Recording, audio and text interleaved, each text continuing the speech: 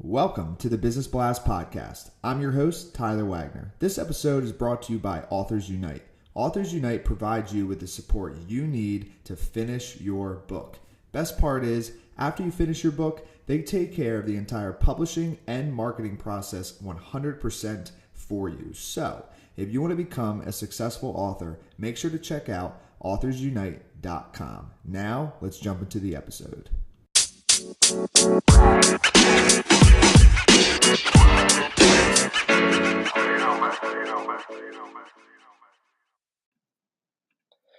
All right, everyone. Welcome back to another episode of the Business Blast Podcast. I'm your host, Tyler Wagner. Today I have Franziska Schaadt. She lives as a digital nomad and is a social selling coach and speaker. She consults IT companies in how they can leverage B2B social media to find new business opportunities. So welcome to the show. Thank you, Tyler. Happy to be here. Of course. Happy to have you here. So let's jump into the first one. The first question I have for you is, what is the best story from your life that has an underlying valuable message? The best story from my life. I think this is actually quite some time ago. And I remember this time when I was in high school. I was about 12 years old. And I used to ace all my tests. Until then, I never really failed in something. But then there was this day where I got my math test back. And I only got about 20% from 100.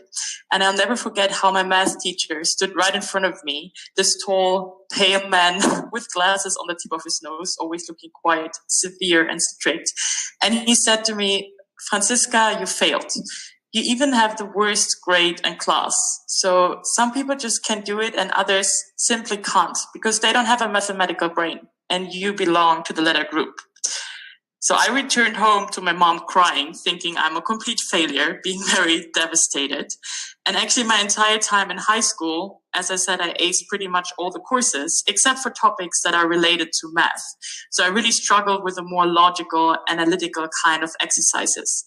And then when I graduated from high school and decided to study, everyone expected me to do something with my talent for languages because I'm really strong on German, French, English, Italian, and so on. But instead, I decided to study economics and business, where I'm now also holding a university degree in. So I think there are two main learning goals are actually messages in that story. So first of all, don't ever let anyone tell you what you can't be. If you really believe yourself, challenge yourself by stepping outside your comfort zone. So it's good to sometimes just take a risk to test your own boundaries so you can actually grow and maybe even achieve something that you haven't thought you could actually do. Thank you for sharing that with us. Really appreciate it. And definitely very valuable stories right there. The second one I have for you is, what is the most valuable piece of information we should know that's within your expertise or industry? When it comes to social selling, I think it's important to never, ever underestimate the power of your social network. I really believe that a social network can not only open doors for you, but it turns your dreams into realities. So really learning how you strategically extend your network with the right people is crucial. And I'm not only talking now about a business side, but I also mean in private life. Imagine, for instance, if you're looking for a new job and a former client refers you so you can actually land your dream job. Or if you're maybe looking to buy a new house and your former study friend knows someone. It all comes back to your relationships and how you maintain them. Therefore, relationships are so important. Growing them as well as maintaining them in the offline as well as online world. And I think social media is a really great way of doing that. And what's your best piece of overall business advice, so not necessarily industry specific? To be quite frank with you, Tyler, I think it's assumption is the mother of all fuck-ups. So don't fill in the gaps for others, but really give them a chance to explain themselves. So we should stop trying to guess someone's intention, but rather just talk to each other, communicate. God gave us 2 ears and 1 mouth for a reason. Listen first before you talk. So I really think we should assume less, but rather communicate more. I love that answer. That was The next one I have for you is, if you could give your younger self one piece of advice, what would that be? My younger self. Actually, I have a short anecdote to this, because a while ago I met with this woman, a very smart, ambitious lady. She works as a IP and privacy lawyer, and she wanted to start out on her own. So we just met for a coffee, and she asked me for some advice. And even major legal company here in the Netherlands, she's doubting herself. And she asked me, saying like, Fran, why would an executive listen to my advice or even listen to me in the first place? I'm not sure if I'm good enough for them. She really said, I'm not sure if I'm good enough for them. And this is where I interrupted her, saying that I understand where these thoughts are coming from, but this way of thinking is really self-destructive. Don't stand in your own way. We all have our insecurities, but what really distinguishes us from others is how you deal with them.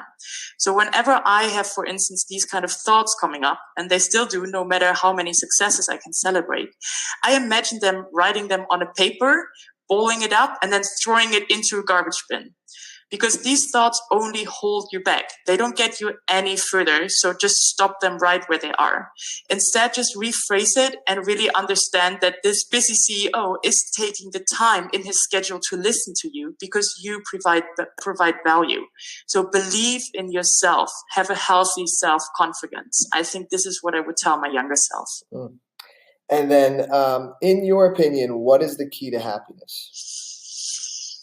Oh, you're asking me deep philosophical questions here. I think, first of all, happiness is not a constant state. It's more a flux. And I practice yoga and meditation. And what I learned on my mat by really sitting in stillness is to listen to my internal voice. So what does it say when I slow down? How does it make me feel to be grounded and rest in myself? And for me, the key to happiness really comes from within.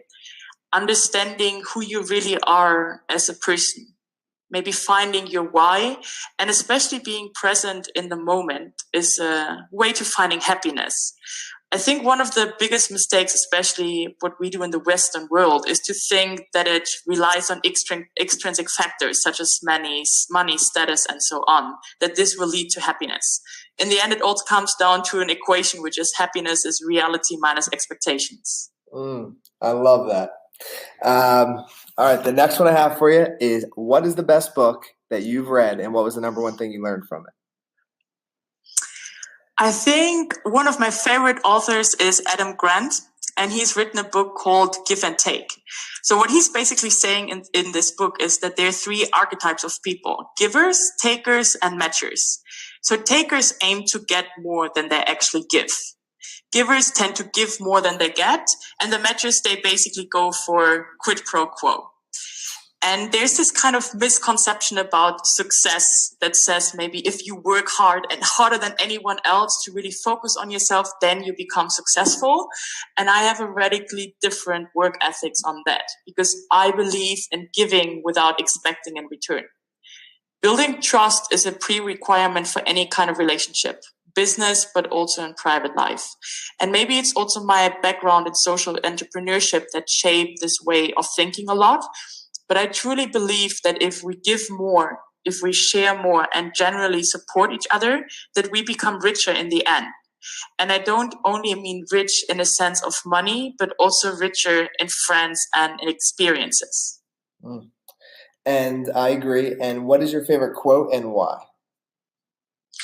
My favorite quote is from Les Brown, who said, "Shoot for the moon. Even if you miss it, you will land among the stars." And he really pinpoints for me to dare to dream big. And even if you don't achieve the initial goal that you set for yourself, something else great might be the outcome. But at least you had the courage to try. So I think that we put these invisible leashes on us, or better said, on our mind. But if we really learn how to set ourselves free, and if we develop a kind of a growth mindset, we can achieve the seemingly impossible.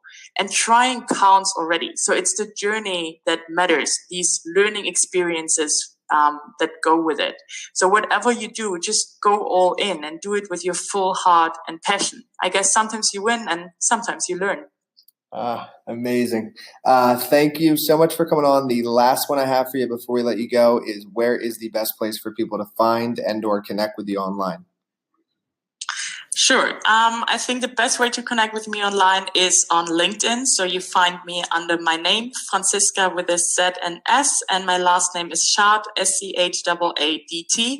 You can also find me on Twitter with Francia_social, or my soon to launch website, which is francia.com. Perfect. Thanks again for jumping on. Thank you so much, Tyler. The podcast you just heard was published with Anchor. Got something you want to say to the creator of this show? Send them a voice message using the Anchor app, free for iOS and Android.